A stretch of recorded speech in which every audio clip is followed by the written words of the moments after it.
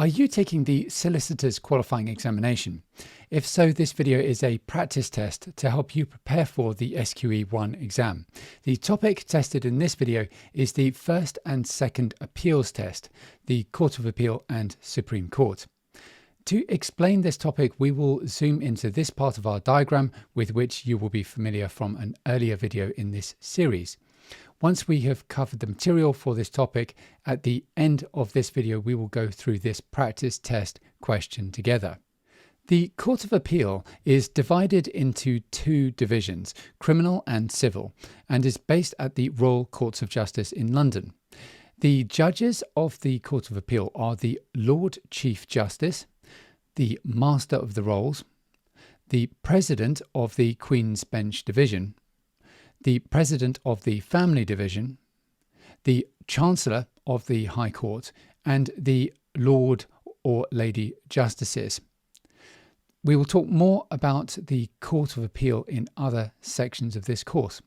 The Supreme Court is the final Court of Appeal for all United Kingdom civil cases and criminal cases from England and Wales. We will come back to the Supreme Court in a separate section of this course on appeals to the Supreme Court. The Judicial Committee of the Privy Council is the highest court of appeal for many Commonwealth countries, as well as the United Kingdom's overseas territories, crown dependencies, and military sovereign base areas. It also hears very occasional domestic appeals from a number of ancient and ecclesiastical courts. The European Court of Human Rights is an international court. It rules on individual or state applications alleging violations of the civil and political rights set out in the European Convention on Human Rights. We will talk more about this in the public law section of the course. Where one appeals for the first time, for example, to the county court, the family court, or the high court, then generally the first appeals test applies. This is that permission to appeal may be given only where the court considers that the appeal would have a real prospect of success, or there is some other compelling reason for the appeal to be heard.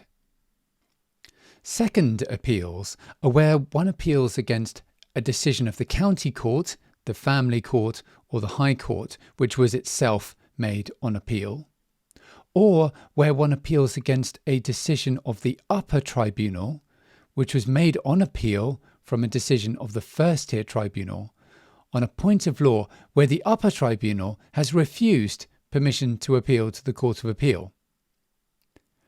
In such cases, the Court of Appeal will not give permission unless it considers that the appeal would, 1, have a real prospect of success, and 2, raise an important point of principle or practice, or there's some other compelling reason for the Court of Appeal to hear it.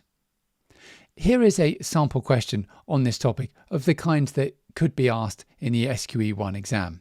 Your client wishes to see you to take advice on a matter in which he wishes to appeal to the Court of Appeal, a decision of the High Court which was itself made on appeal.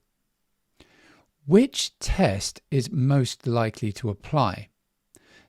The Court of Appeal will not give permission unless it considers that the appeal A, would have a real prospect of success, or there is some other compelling reason for the appeal to be heard.